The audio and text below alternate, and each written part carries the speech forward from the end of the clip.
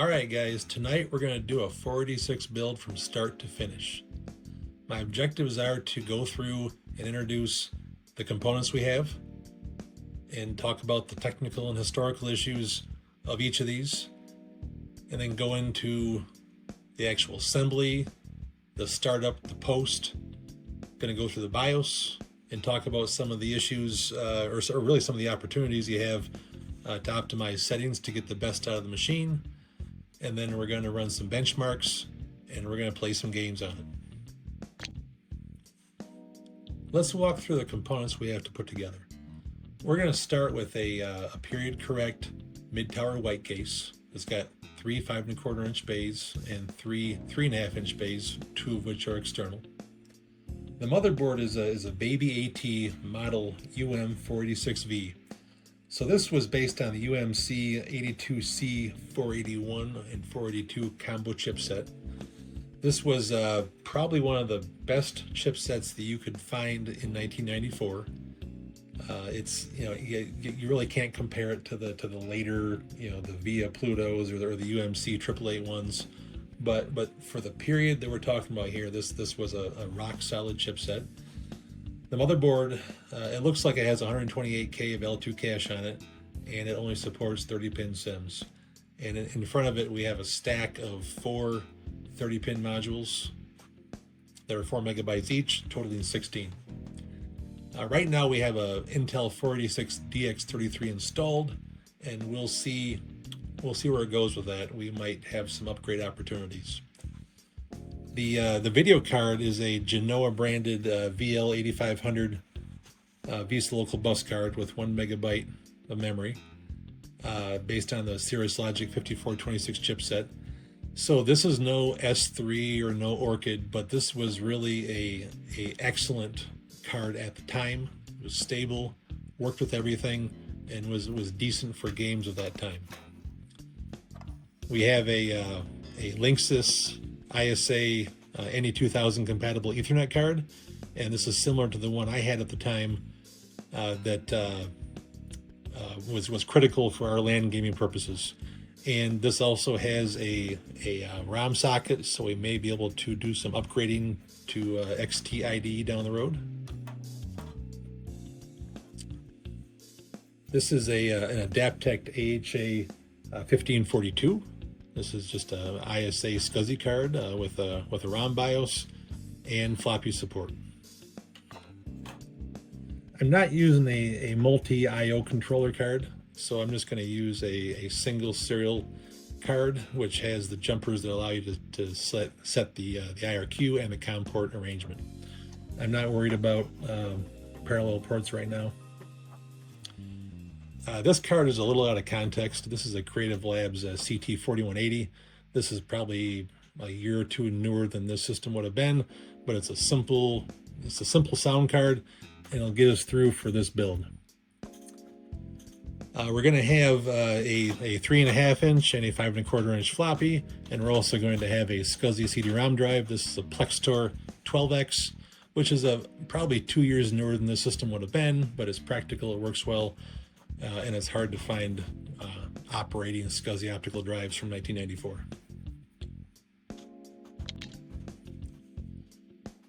For storage, I'm actually going to do a blue SCSI adapter, and we'll see where that goes.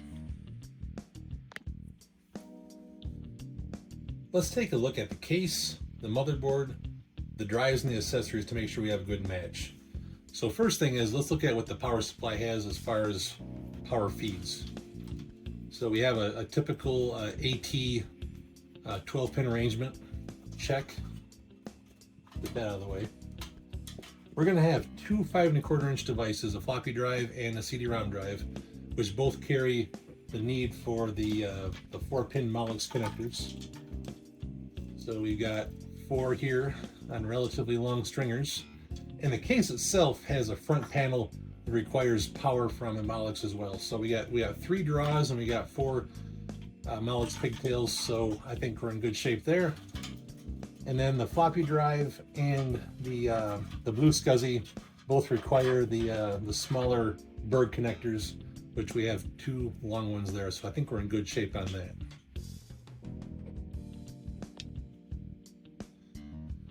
Now let's take a look at the motherboard itself.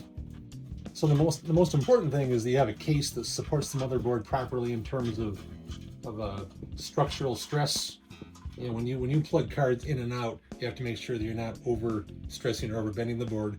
And you also have to make sure that you don't have anything that's going to electrically short the board itself. So this is a fairly standard AT or baby AT motherboard. And the plan here is going to be to have a total of 7 plastic standoffs, and then we'll have 2 metal standoffs that actually incorporate fasteners. And so that'll be good enough to keep the board secure and in plane. There are generally 2 different ways to install a motherboard with this type of plastic standoff design. In one case, you can take the plastic standoffs and actually install them in the case with the case sitting down, and then you do your push in. And the other approach would be that you pre-install them, or if they're already there, you can put the whole motherboard in offset and then slide it sideways. So in this case, I'm going to do the latter because I know it's going to work on this case.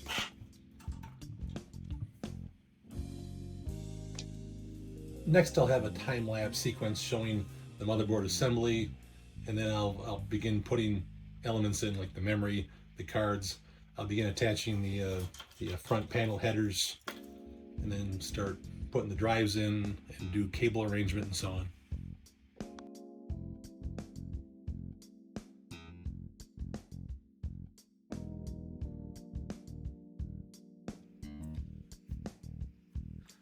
We have the motherboard secured and with memory.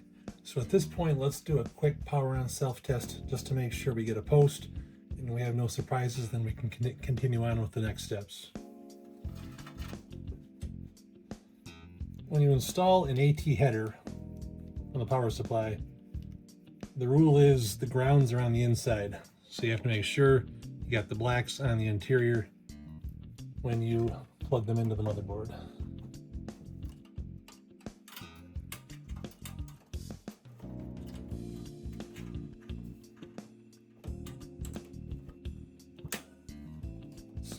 Put our CR2032 battery up here. We'll install our video card.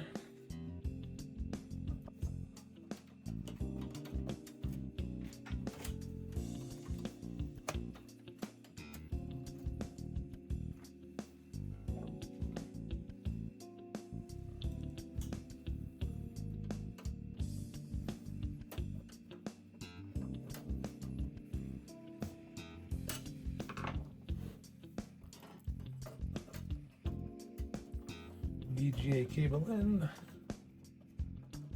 power, slide this back, and bring our monitor to the foreground, and let's turn her on.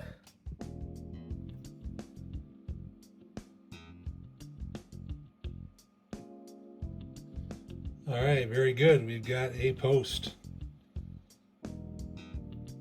So I'll proceed with the rest of the build, and I'll do that in time lapse.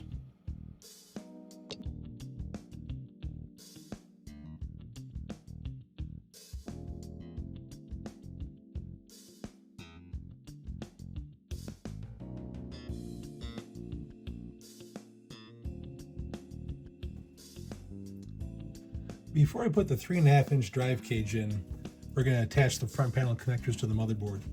So on the board here, you see this string of headers here. This is where the front panel of the case, which includes the turbo button, the reset switch, the indicator LEDs for power, turbo, and hard drive, and as well as the key lock or keyboard lockout switch. They all are controlled and routed through here.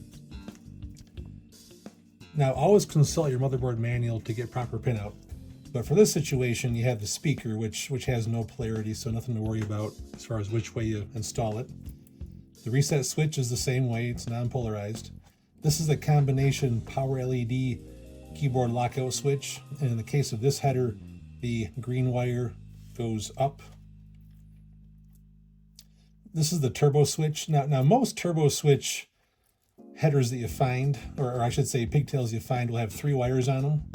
At any given time, only 2 are being used. And so really, which ones you choose will influence what the state of the switch is with respect to the turbo function on or being off. So in other words, if the switch is pushed in, that's one state. If it's let to be out, that's another state. And you can change that by flipping this.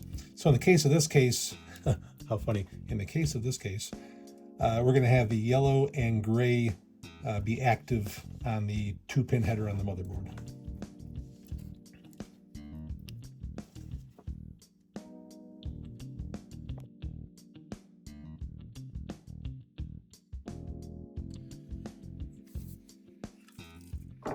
We have all the wire pairs attached from the front panel to the motherboard. Now, as a side note, we have here a leftover hard drive LED.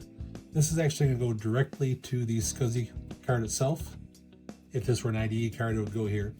But as this motherboard has no integrated hard drive controller, you have to select the appropriate card. And also, a point of confusion for some people is this motherboard has a pin set on it that can directly drive the turbo LED. In the case of this particular case, the turbo LED being on or off is actually determined by a circuit that's locally on this printed circuit board. So this is actually a powered front panel. And these are not uncommon, but they're not common either. I've seen a lot more cases where you simply drive the front LEDs directly from the motherboard, but in this situation, it's that LED is driven through this circuit board, and so therefore the pin header on the motherboard for the turbo LED is just left empty.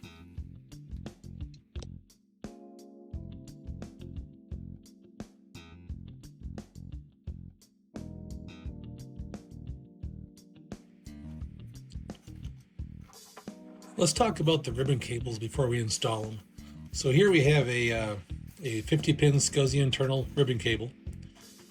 The red line here is a convention used to align the pin 1 on the device and on the controller. And generally speaking, on the device, pin 1 is oriented towards the power header itself. And also too, generally there are these notches that prevent you from plugging in backwards, although some cables don't have this, so be careful. On the floppy cable, there's a lot of misunderstanding about how this works. So back in the days of the IBM PC, IBM came up with the idea of putting a twist in the cable, as you can see here. And so when it comes to the drive letter, or really the drive ID assignment, you have drive 0, drive 1, and in some cases you could have drive 2 and drive 3, up to 4 devices. So what IBM did was they created the convention of, by default, having each drive internally jumpered as drive 1, and then this cable, this twist right here, would actually flip the ID of the device on the end of the cable to drive 0. So in the case of a PC, drive 0 gets assigned A drive, and then drive 1 gets assigned B drive. So you just have to decide, which drive is going to be the A drive, and then have it on the end of the cable after the twist. So in the case of this arrangement, the A drive is going to be the 3.5, which will be in this bay. So this cable end will actually come down and then go back up to the 5.25 inch drive, which is B drive, and then come down back to the controller.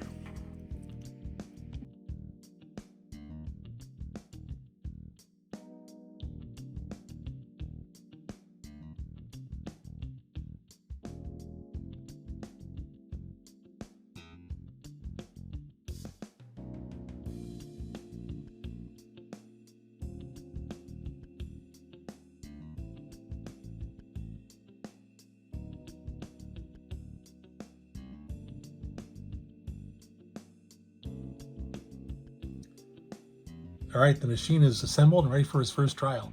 So to review, we have the Intel DX33 processor installed, 16 megabytes of RAM. We have an Adaptec AHA1542 SCSI controller, and on that controller, we have a Blue SCSI module, a Blue SCSI V2, and right now I've got a SD card with a 2 gigabyte image partition with DOS 6.22, and we'll go through the details as far as the config sys and what's being loaded. We also have a 12x SCSI CD-ROM drive that'll have DOS drivers installed. We have a 3.5 and a 5.25 inch drive, a Sound Blaster Viber 16, a NE2000 Linksys ISA network card, and the Cirrus Logic 5426 Visa Local Bus video card. Let's slide the screen over and turn it on for the first time.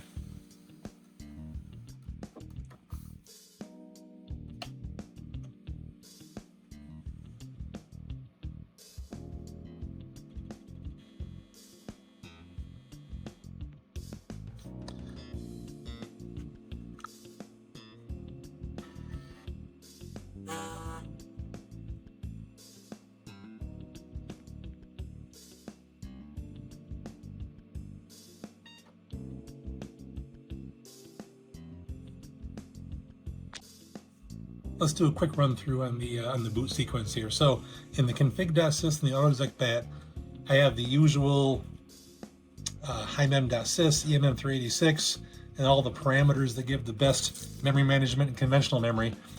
I've got select drivers from the Adaptec Easy SCSI package to give me a CD-ROM driver in the config.sys, and then in the autoexec.bat, a corresponding driver. There's also a CTCM loading to give us Sound Blaster DOS variables, and then later on down the road I'll show you the DOS IPX ODI drivers for the LAN card. So let's do a reboot, and let's go straight into the BIOS menu.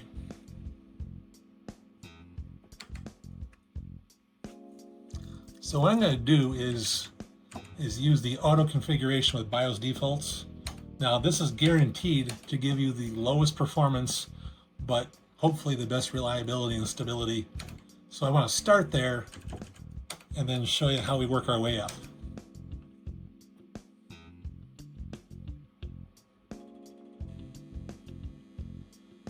And I'll do a Shift F5 to bypass all of our startup files and just use a straight DOS arrangement.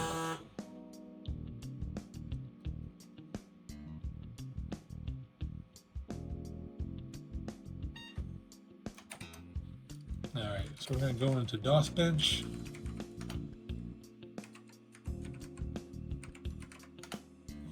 And we're going to use the B option, the Do Max.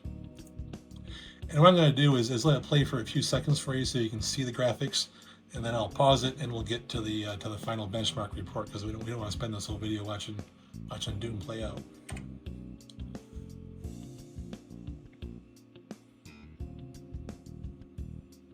Yeah, there's no smart drive loaded, so it's gonna load a little bit slower than normal. Yeah, this is like almost crippled speed. Not the kind of arrangement you want for gaming of the 1994-95 era.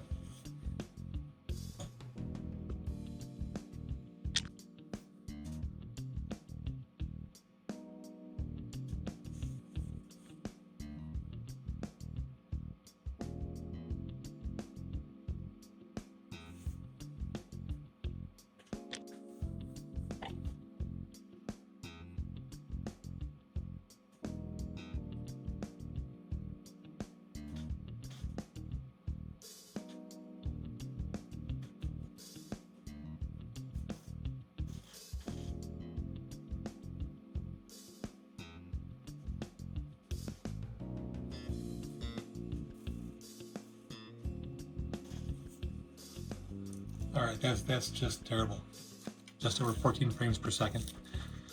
But it's to help us understand where we started. So this is DX33 with default BIOS configuration. So what I'm going to do next is go to a DX266, and we'll see where that goes. I'm not even going to bother messing with the CMOS settings, or sorry, the BIOS settings at this point. Let's just see what a clock doubling CPU does for us.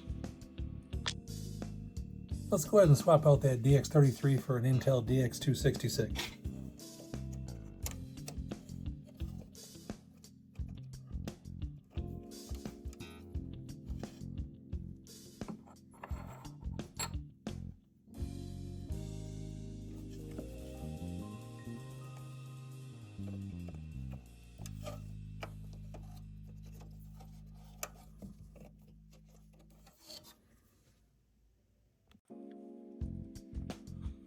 Go ahead and turn around.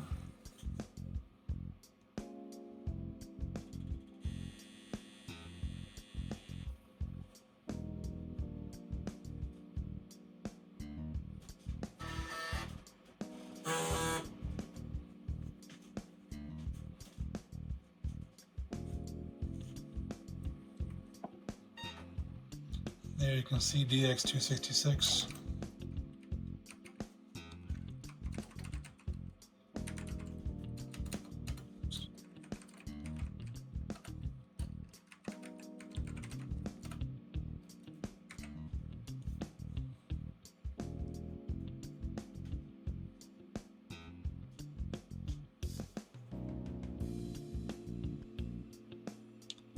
All right, it looks better.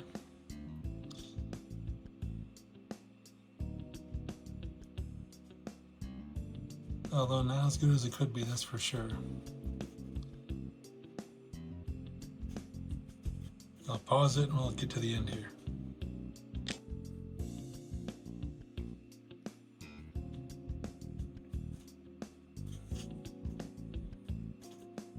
All right, almost 23 frames per second. That's a significant increase over the 14 that we saw before. So I'm gonna step up now to a DX4133 AMD chip, and we'll see where that takes us. Let's go ahead and swap out that DX266 for a Kingston turbo chip, which is an AMD DX4133 packaged as an upgrade processor. So it has voltage regulation circuitry built on to go from 5 volts to the lower 3.3 volts or so range for the AMD chip.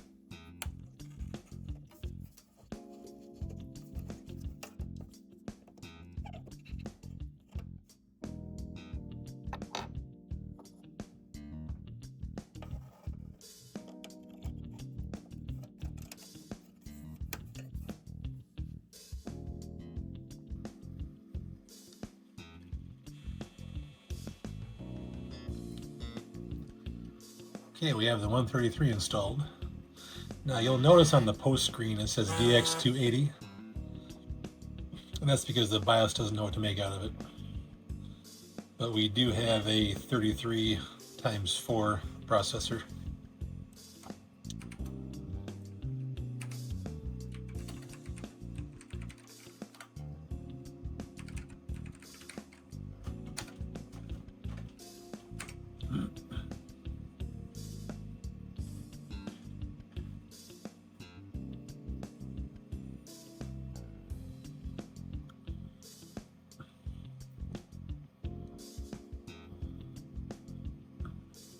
Looks better. Although we haven't gotten to the BIOS changes though.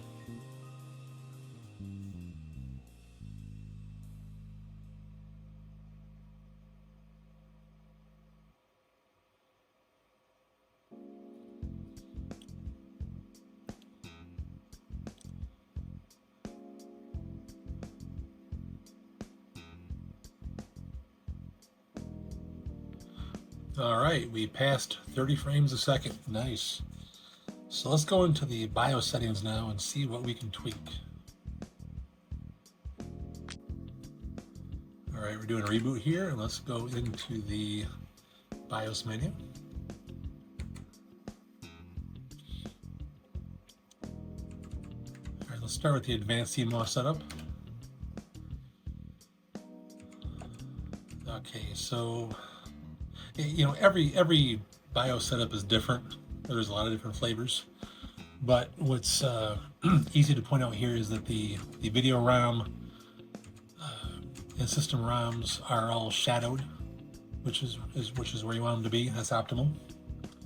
So we'll escape out of here and we'll go into the advanced chipset setup, and this is where you have a lot of the cache and memory timing interaction between the CPU, the memory, and the L2 cache. So first thing I'm going to do is turn off the auto configuration, and what really sticks out here is that the AT bus clock select is at CPU clock divided by 6, and so that in this case the CPU clock is 33 megahertz, and this would put that down just above 5 megahertz for for the ISA AT bus, which is way slow. So let's set this to CPU clock divided by 4, which puts it up at the standard 8 and 1/3 or so megahertz. There may be opportunity to go faster, but for the scope of this video, let's just stay within the stable range. I don't want to get too crazy. I'm not into overclocking and doing things that create instability. Okay, so the cache read hit burst, 3222. Let's look at the options. 3111, 2111. Let's be aggressive. Let's go to 2111. And let's reduce these wait states down to 0. Hopefully we don't crash anything. And the rest of these I'm going to leave as they are.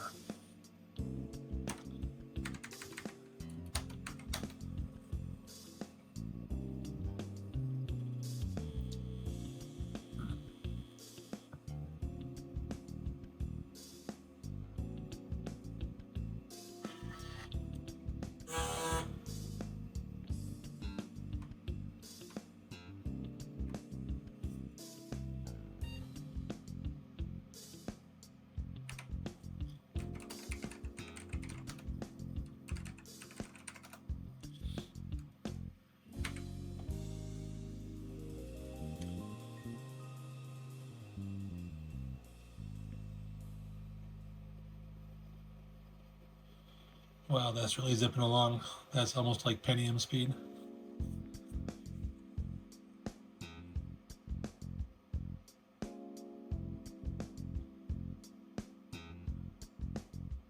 I'll actually let this play all the way through.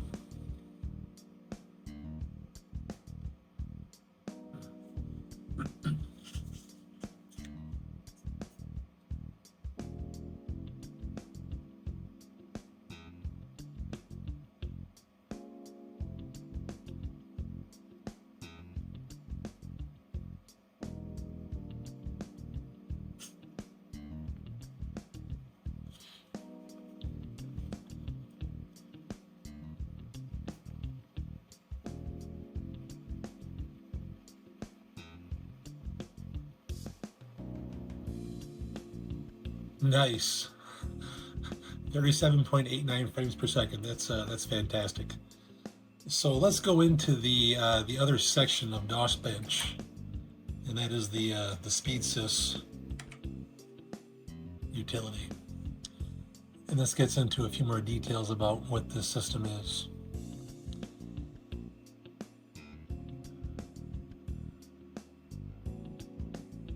Okay, so up at the top there you can see it's reporting as an AMD 5x86 133, and on the benchmark right here you can see it's lined up with where that CPU should be, which is a good thing.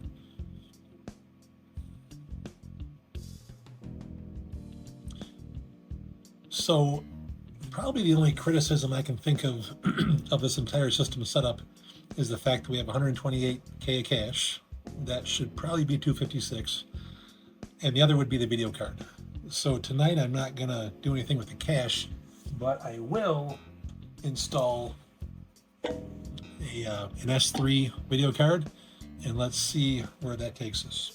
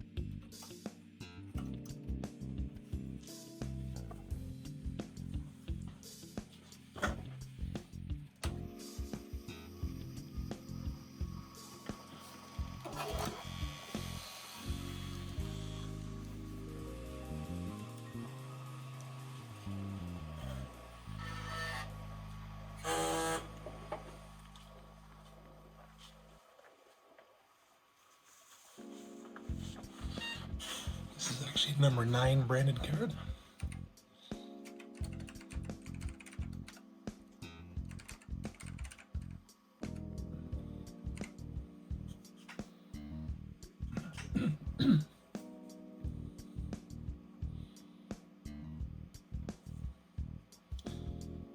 Oh, how interesting. We are out of range for this. All right, we had to bring out the infallible Sony CRT. That cheap Dell LCD that I was using did not like the refresh rate of that number 9 S3. So let's go ahead and run the benchmark.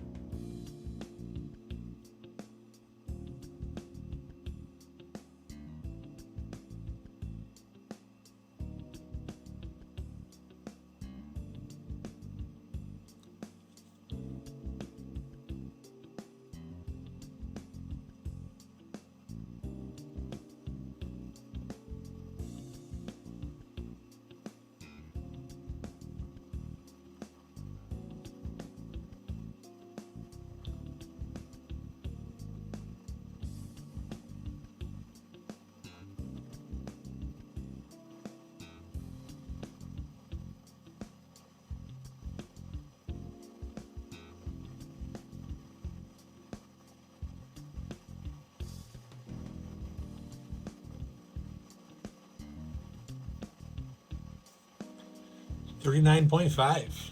So we got a almost 2 frames per second increase out of that. Well, I think we have a winner here.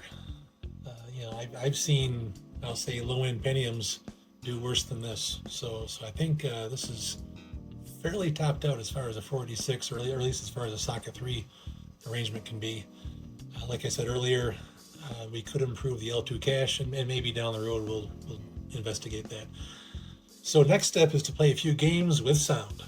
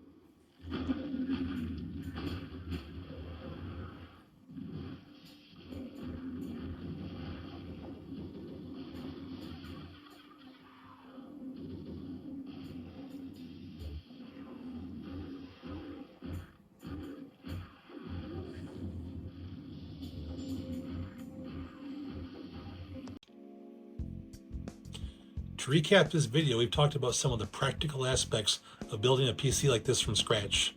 We've covered different levels of CPUs, different video cards, and probably most importantly, we've talked about what you can do inside the BIOS utility to get the most out of the computer by manipulating the cache timing, the memory timing, and other opportunities that most people overlook. It's important when you do any changes like this to have a good benchmark utility to keep track of the effects of the change. Without that type of benchmarking, it'd be awfully tough to judge. Now, one aspect I did not cover is what can happen if you drive the system into instability. So let's take a look at this menu. I was fortunate that this combination of motherboard, cache, and CPU runs stable. I've seen situations where you have different speed cache, different CPUs, and when you get aggressive on your wait states in your RAM timing, you can wind up with a no post or a no boot. So always remember, have a plan to get back to your base configuration so you can start over. And in some cases that might mean removing the battery from the CMOS to erase what you did. It all depends. But I hope this was helpful. If you have any questions on the video, please ask them. I'm happy to help. Thank you.